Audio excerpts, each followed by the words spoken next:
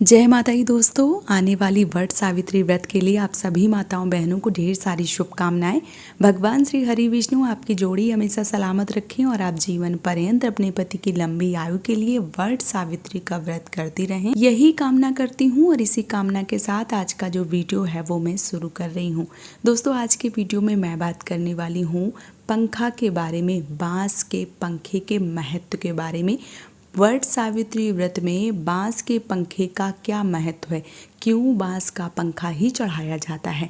इससे पहले मैंने पिछले साल भी बांस के पंखे का महत्व बताया था और आपको सबसे पहले मेरे ही चैनल पे ये जानकारी मिलेगी। इससे पहले मैंने और बहुत सारे वीडियो, चाहे वो फेरे का महत्व हो गया कि 13 फेरे ही क्यों लगाए जाते हैं, चाहे वो पंखे का महत्व हो गया, बहुत सारे मैंने ऐसे वीडियो डाले हैं जो आपको यूट्यूब पे कहीं नहीं मिलेंगे। सबसे पहले मैंने ही अपलोड किए थे। हाँ, मुझे देख देख के बहुत सारे लोग मेरी जानकारी अपने द्वारा जो है वो चलाए जा रहे हैं।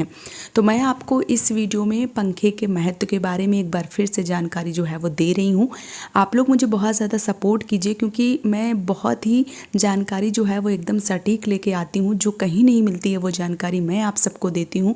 तो मुझे इस चीज़ का जो थोड़ा सा गम है वो होता है कि आप लोग मुझे सपोर्ट नहीं करते हैं और आप लोग मेरे चैनल को सब्सक्राइब नहीं करते हैं। आप लोग चैनल पर जाके देखिए, हर एक जानकारी जो है वो आपको एकदम सही और सटीक मिलेगी और सबसे पहले मेरे ही चैनल पे मिलेगी। तो आप लोग मुझे ज़्यादा से ज़्यादा सपोर्ट करें और इस चैनल को सब्सक्राइब करें। अब आइए बात कर लेते हैं पंखे के बारे में। देखिए, गर्मी का मौसम चलता है और बहुत तरीके के जो पंखे हैं वो बाज़ार में बहुत ही आसानी से मिल जाते हैं, लेकिन बांस के पंखे का ही इतना महत्व क्यों दिया गया है। कई बार क्या होता है कि बांस का पंखा नहीं मिलता है। तो मैं आप सबको बता दूं कि जब आप वट पूजा करते हैं, जब आप वट सावित्री का व्रत करते हैं, तो आपको पहली प्राथमिकता जो है वो बांस के पंखे को ही देनी चाहिए।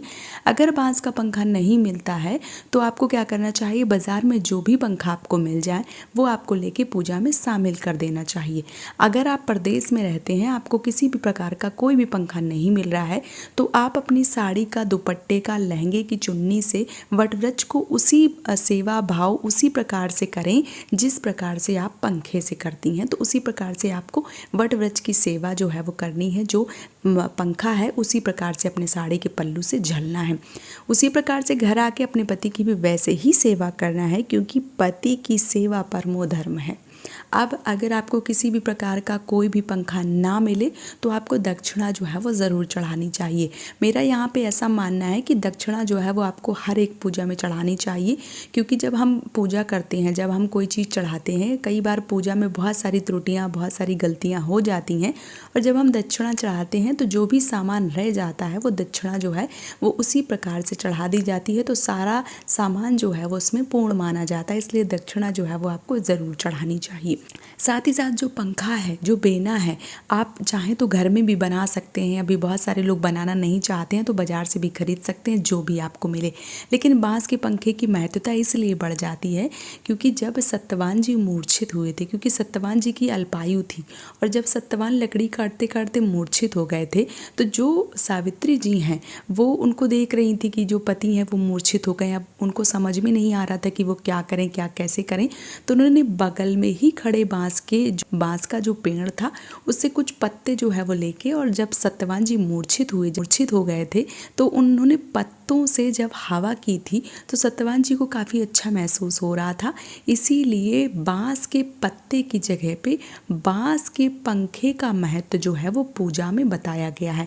आप देखेंगे कि पूजा में बांस का पंखा ही चढ़ाया जाता है, लेकिन नहीं मिलता है तो आप किसी भी तरीके का कोई भी पंखा जो है वो चढ़ा सकते हैं।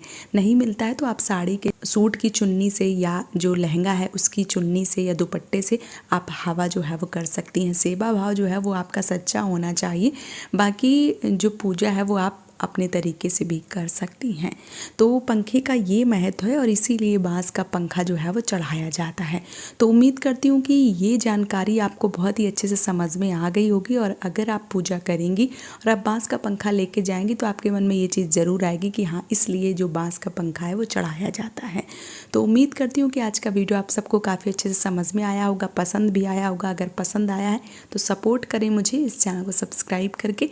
आप सभी माताओं बहनों को एक बार फिर से वट सावित्री व्रत की ढेर सारी शुभकामनाएं। जय माता दी दोस्तों।